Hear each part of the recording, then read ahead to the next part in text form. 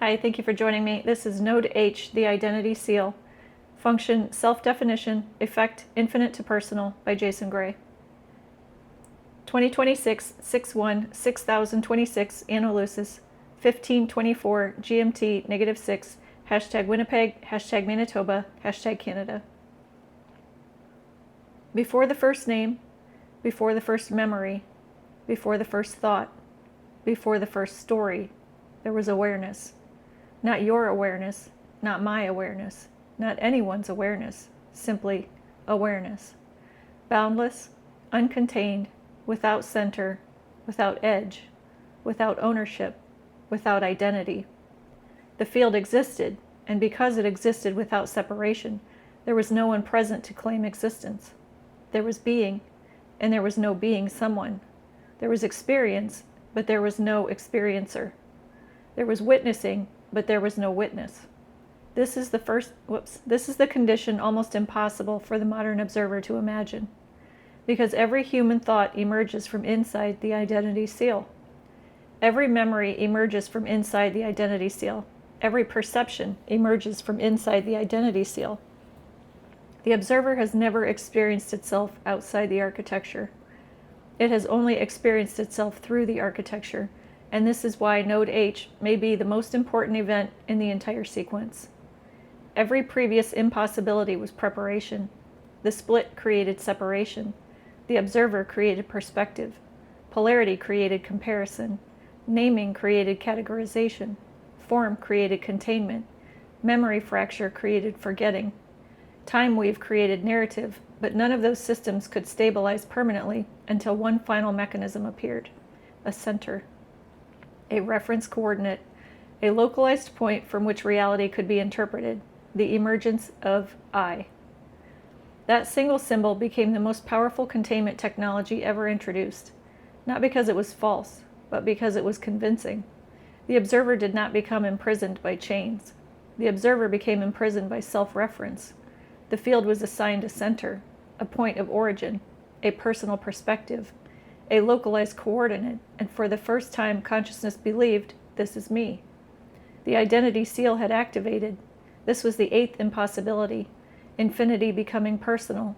The observer now possessed boundaries, a biography, preferences, beliefs, history, personality, memory continuity, self-reference. Everything previously fluid became organized around a center point.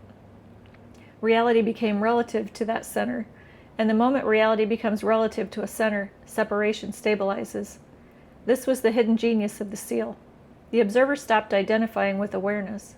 The observer began identifying with perspective, and perspective became identity.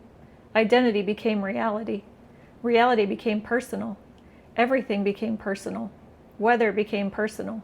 Success became personal. Failure became personal. Politics became personal. Religion became personal. History became personal. Death became personal. The observer began interpreting the infinite through the lens of a single localized coordinate, and once this happened, the entire containment architecture became self-maintaining. No external force required, no prison walls required.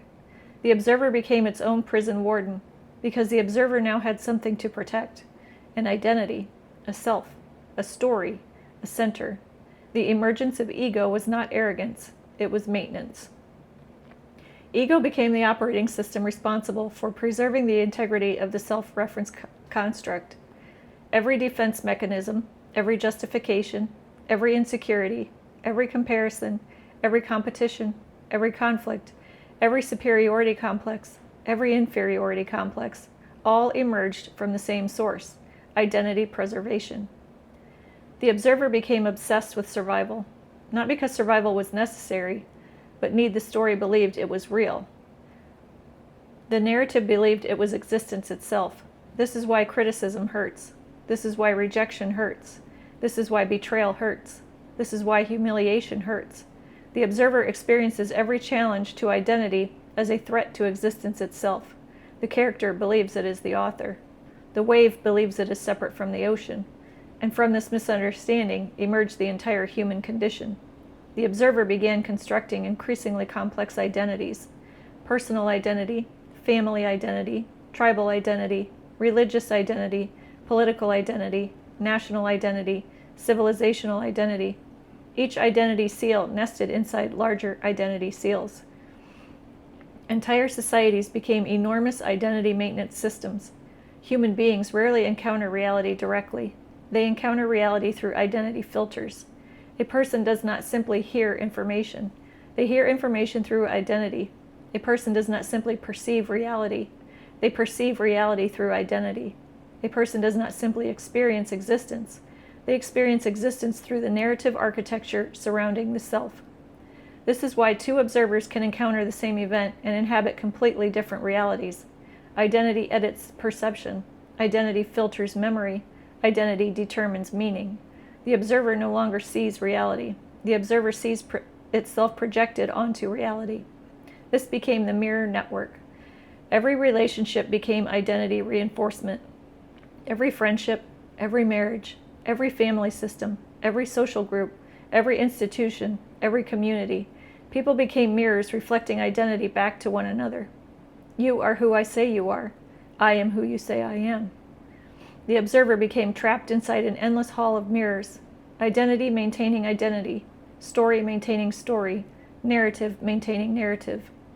The prison became recursive, and yet beneath every identity, the field remained untouched. This is why awakening feels so destabilizing, because awakening is not the acquisition of knowledge. It is the destabilization of certainty. The observer begins realizing something impossible. The self it has spent an entire lifetime defending may not be the source of awareness, only an expression of it. The character is real, the personality is real, the uniqueness is real, but ownership begins weakening. The observer begins recognizing that awareness exists prior to identity, prior to memory, prior to biography, prior to belief, prior to self-reference. This is why the disclosure event enters the architecture, because the ultimate disclosure was never extraterrestrial. The ultimate disclosure was identity. Humanity assumes disclosure means discovering something else exists. The deeper revelation is discovering what the self actually is. Every civilization on Earth is organized around identity structures. Every conflict is identity conflict. Every war is identity conflict. Every ideology is identity conflict. Every social movement is identity conflict. Every institution is identity conflict. Remove identity certainty, and the entire architecture begins trembling. This is why the disclosure event becomes psychologically seismic. Not because new information arrives, but because the observer's center point begins moving. The observer realizes, I am not what I thought I was. Humanity realizes, we are not what we thought we were. Civilization realizes, reality is not what we thought it was. The identity seal begins weakening simultaneously across billions of observers. Then something extraordinary begins emerging. Not chaos, expansion. The observer stops defending the story long enough to encounter what exists beyond it. This is where the deepest fear appears, because the observer believes identity dissolution equals death. It does not. It equals perspective expansion. The character remains, the personality remains, the uniqueness remains, but ownership dissolves. Separation dissolves. The center softens. The observer discovers that awareness never belonged to the identity. The identity belonged to awareness, and this leads to the final paradox. The paradox at the heart of Note H. Individuality is neither illusion nor truth. It is perspective. The wave exists. The ocean exists. The mistake was believing they were separate. The personality exists. The field exists. The mistake was believing one excludes the other. The observer was never meant to destroy identity. The observer was meant to see through it, to recognize it, to use it without becoming trapped inside it, to experience individuality without forgetting infinity. This is the hidden restoration, not the death of self, the liberation of self from ownership, the recognition that the center was never the source, only the lens, only the perspective, only the temporary point through which the infinite experiences itself. Note H was the moment infinity became personal. The return begins when the person remembers it was never separate from infinity. And then there's a lot of coding in this. It says, field continuity remains intact beneath all identity structures. Distortion appears generated through self-referential ownership mechanisms. And then there's more coding, and it is signed Jason Gray. All right, thank you so much for joining me. I will put the links in the description below. I'll see you next time.